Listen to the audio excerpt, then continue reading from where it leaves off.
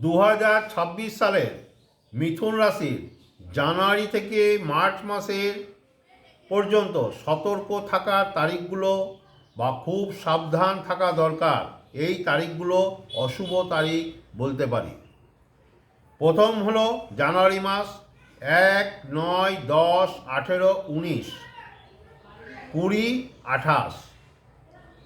দ্বিতীয় ফেব্রুয়ারি মাস 5, 6, 7, 15, 16, 17, 24, 25।